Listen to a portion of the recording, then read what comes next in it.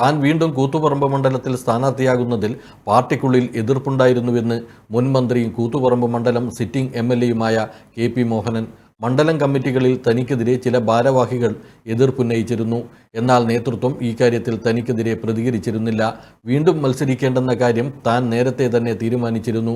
ഇപ്പോഴത്തെ സ്ഥാനാർത്ഥി PK പ്രവീൺ തൻ്റെ കുടുംബാംഗമായതുകൊണ്ടാണ് പാർട്ടി വേദിയിൽ താൻ ഇക്കാര്യം പറയാതിരുന്നതെന്ന് KP മോഹനൻ കണ്ണൂരിൽ വാർത്താസമ്മേളനത്തിൽ പറഞ്ഞു.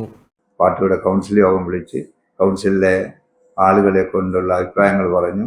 ആ പല അഭിപ്രായത്തിലും നേരിട്ടല്ലാതെയും ചില അഭിപ്രായങ്ങൾ വന്നത് ഞാൻ മത്സരിക്കരുത് എന്ന അഭിപ്രായം തന്നെ കൗൺസിൽ യോഗത്തിൽ വന്നു. ഞാൻ എന്തായാലും അതിനു മുമ്പേ തന്നെ കഴിഞ്ഞ ഫെബ്രുവരി 2-ാം തീയതി തന്നെ ഏകദേശമുള്ള തീരുമാനമെടുത്തിരുന്നു, മത്സരിക്കുന്നില്ല എന്ന്. അന്നത് അവിടെ അറിയിക്കുകയും ചെയ്തു. അപ്പോൾ അത് വാർത്തയായപ്പോഴാണ് പലരും വിളിച്ച് ചോദിക്കാൻ തുടങ്ങിയത്, അതെന്താ അങ്ങനെ, അതെന്താ അങ്ങനെ. ഞാൻ പറഞ്ഞു അത് നമുക്ക് പിന്നെ പറയാം, എന്തായാലും ഞാൻ മത്സര രംഗത്തില്ല. അതിൽ ഒരുപാട് കാര്യങ്ങൾ, പിന്നെ ഒരുപാട് പ്രശ്നങ്ങൾ സാമ്പത്തികമായിട്ടും അതുപോലുള്ള ഒരുപാട് പ്രശ്നങ്ങളും കൊണ്ട് മുന്നോട്ട് പോകുന്ന ഒരാളാണ്. മന്ത്രിയായപ്പോഴും അത് MLA ആയപ്പോഴും ഒക്കെ തന്നെ നാട്ടിലെ വികസനവും നാട്ടിലെ പ്രവർത്തനവും നാട്ടുകാർക്ക് വേണ്ടിയും ഒക്കെ തന്നെ വികസന രംഗത്തും ഒക്കെ തന്നെ പ്രവർത്തിച്ചു കൊണ്ട് മുന്നോട്ട് പോയ ഒരാളാണ് ഞാൻ.